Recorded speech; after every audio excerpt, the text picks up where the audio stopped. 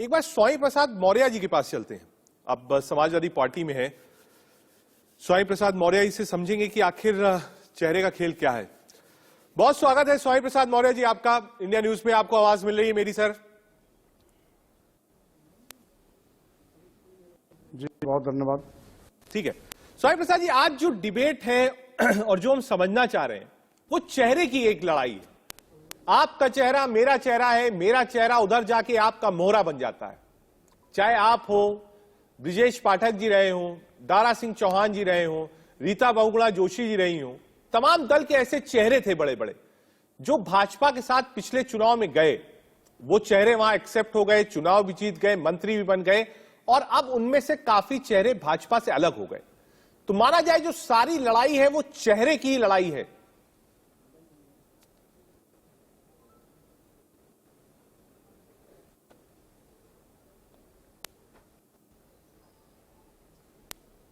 जी आवाज मिल रही है स्वामी जी आपको? जी हाँ, आवाज आ रही है। हाँ ठीक है स्वामी प्रसाद जी, मैं अपना सवाल एक बार दोहरा देता हूं। चाहे आप हो, दारा सिंह चौहान जी हो, रीता बहुगुणा जोशी हो, ब्रिजेश पाठक हो, ये वो चेहरे थे जो दूसरे दल से बीजेपी में गए और एक चेहरा दूसरे दल में जाता है, चुनाव जीतता है, मंत्री बन जाता है, यानी वो चेहरा जो मोहरा बन जाता है। आज जो चेहरे अलग हो रहे हैं, सारी चर्चा, सारी राजनीति उन्हीं चेहरों पर है।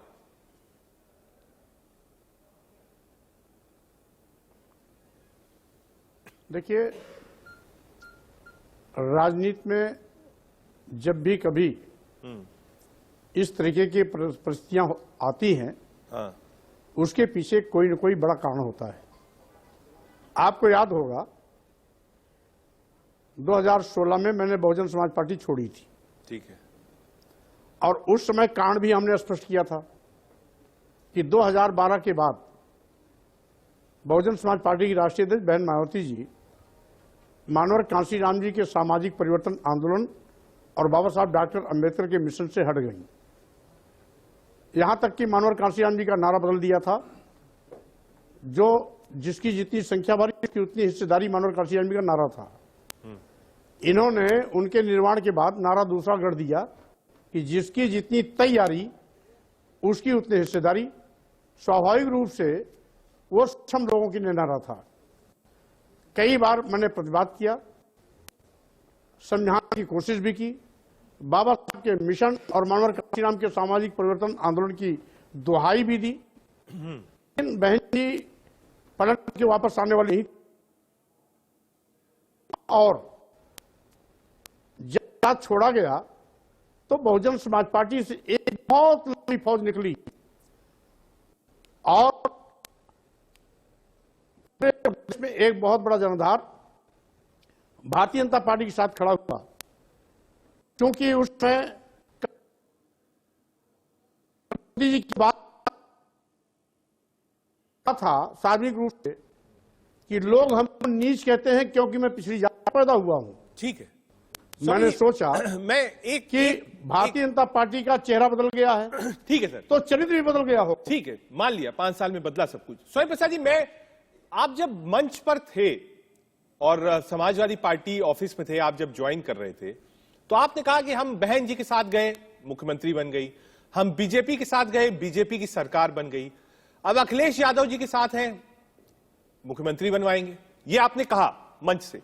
मैं एक छोटी सी चीज आपसे समझना चाहता हूं सर, चाहे आप हो, दारा सिंह चौहान जी या कोई भी नेता है, मतलब ये मैं सिर्फ आपके लिए नहीं, लोगों के लिए, जो आपका कार्डर है, जो लोग हैं क्षेत्र में, प्रदेश में आपके, उनको आप लोग कैसे समझाते हैं कि साहब 5 साल तक हम बीजेपी में थे, अब हम सपा में जा रहे हैं, या बीएसपी में थे, अब हम बीजेपी में जा रहे हैं? क्या रातों रात जो आपके फॉलोअर्स हैं, जो आपके कार्डर में लोग हैं, जो लोग आपसे इतने साल से जुड़े हैं, कैसे आप समझाते हैं कि साहब देखिए अब वो वक्त है जब हम पार्टी बदल रहे हैं और अपना नेता बदल रहे हैं? क्या बहुत आसान होता है ये समझाना? देखिए राजेश जी, कुल मिलाकर के हम आपको ये बता दें कि विश्वविद्यालय 80 में छोड़ा था, 1980 में। उसके बाद में सीधे राजनीति में आ गया था 24 घंटा मैं समाज के अंतिम प्रधान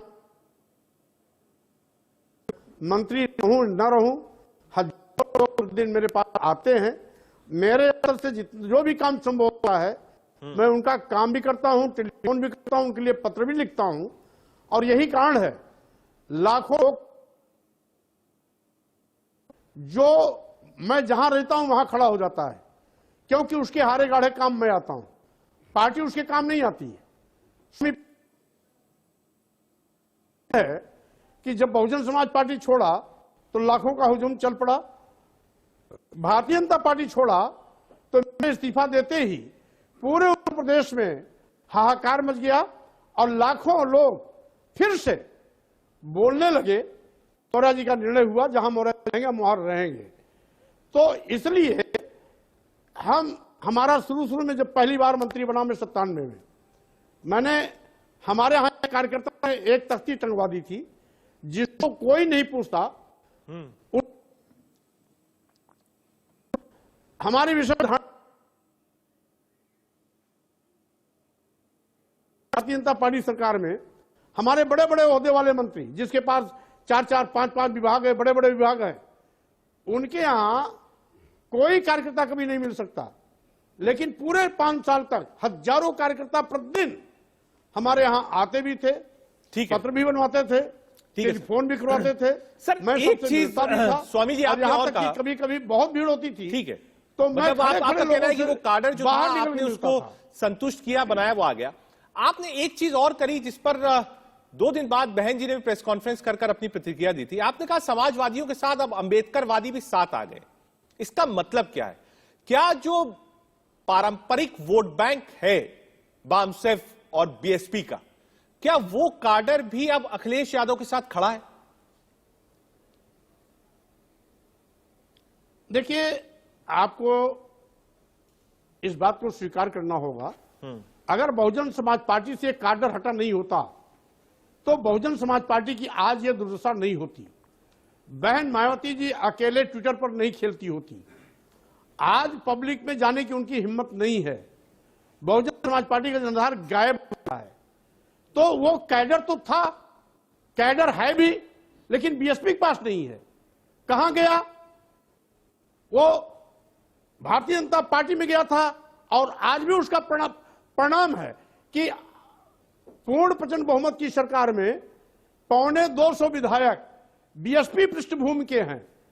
और आज स्वाभाविक रूप से जब हम वहां से हटे हैं तो जो कैडर साथ में गया था वो कैडर फिर से वापस आ गया। और बहन मायावती जी चूंकि हमारी नेता थी, मैं उनका सम्मान करता हूं, अगर नीति से नहीं हटती तो शायद उनका साथ भी नहीं छोड़ता।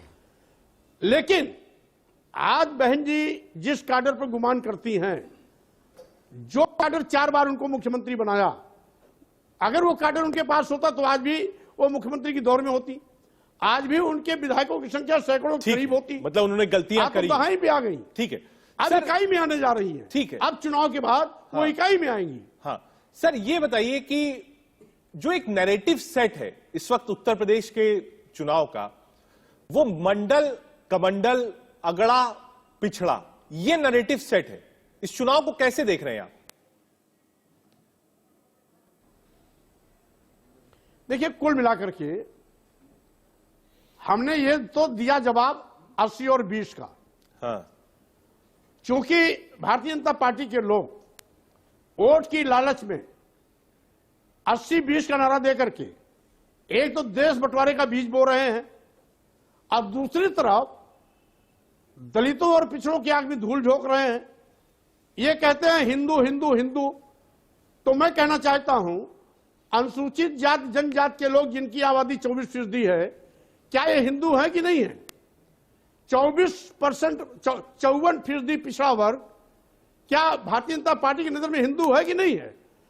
अगर ये दलित और पिछड़े हिंदू हैं तो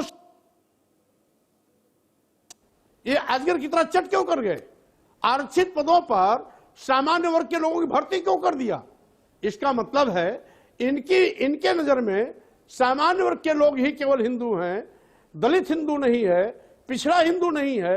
अगर हिंदू होता तो उसके हक कोई छीनते नहीं, उसके हक को किसी और को परोसते नहीं।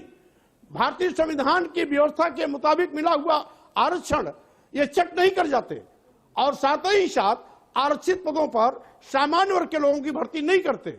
इसीलिए इनका जो चेहरा है वो आस्तीन के सांप जैसा है। ठीक है, यह दुहाई देंगे हिंदू को और हिंदू को डस रहे हैं, इसका मतलब इनकी नौटंकी है। ये हिंदू कहते नहीं है सर, ये लेकिन तो चंद मुट्ठी भर जो कुछ ऊंची जात के लोग हैं, हाँ। जो मुख्यमंत्री के बिरादरी के लोग हैं, वो उनको पुष्ट करना चाहते हैं और यही कारण है कि दलितों और पिछड़ों का आरक्षण उनको बैठा काम कर रहे हैं। ठीक है तो सर, लेकिन मौर्य जी, बीजेपी ने कहा कि जो लोग गए उनके जाने से बहुत फर्क नहीं पड़ता क्योंकि जनता आप के बीच मूलतः था। बीजेपी के नहीं थे।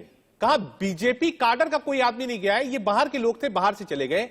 और स्वतंत्र देव सिंह ने यहां तक कहा कि साहब डबल इंजन वाली गाड़ी का जिसको टिकट नहीं मिला वो ब्लैक में टिकट लेके समाजवादी पार्टी में चला गया। देखिए, स्वतंत्र देव जी हो या कोई भी हो, भारतीय जनता पार्टी का एक स्कूल है आरएसएस का। तो जो आरएसएस स्कूल में दाखिला ले लेता है वो गुलाम होता है, वो आरएसएस का तोता होता है। जो आरएसएस बोलता है वही तोता बोलता है। उनका न अपना कोई विचार होता है, न कोई सम्मान होता है, न कोई स्वाभिमान होता है। और रही बात, यह सही है कि हम बीएसपी से गए थे, बीएसपी के थे, और आज भारतीय जनता पार्टी को यह नहीं भूलना चाहिए कि हम लोगों के जाने के पहले इनको 14 साल वनवास झेलने के लिए मजबूर होना पड़ा था। 14 साल से वनवास इनका खत्म हुआ यही बीएसपी से जाने वाले लोगों के द्वारा। आज भी 250 विधायक बीएसपी पृष्ठभूमि के हैं भारतीय जनता पार्टी में, जो साबित करता है कि बसपा से आने वाले लोगों ने ही भारतीय जनता पार्टी सरकार बनाई थी। लेकिन जब भारतीय जनता पार्टी ने जिन दलितों और पिछड़ों ने इनकी सरकार बनाई, उन्हीं का कलेवा करने लगे, उन्हीं को निगलने लगे, उन्हीं का हक की तरह निगल करके बैठने लगे। तो स्वाभाविक रूप से ऐसे दोहरे चरित्र और आस्तीन के सांप को कुचलना भी था। इसलिए भारतीय जनता पार्टी के ऐसे आस्तीन के सांप को कुचलने के लिए स्वामी प्रसाद मौर्य ने मोर्चा खोला है। स्वामी प्रसाद मौर्य ने इस्तीफा दिया है। स्वामी प्रसाद मौर्य ने समाजवादी पार्टी सरकार बनने का संकल्प लिया है, और जिससे कि न रहे बांस न बजे बांसुरी। जब भारतीय जनता पार्टी सरकार ही नहीं रहेगी तो दलितों और पिछड़ों का अधिकार अपने सुरक्षित हो जाएगा। ठीक है स्वामी प्रसाद जी, आपने अपने कीमती वक्त हमें दिया, हमसे जुड़े, आप बहुत शुक्रिया स्वामी प्रसाद मौर्य जी आपका। आपने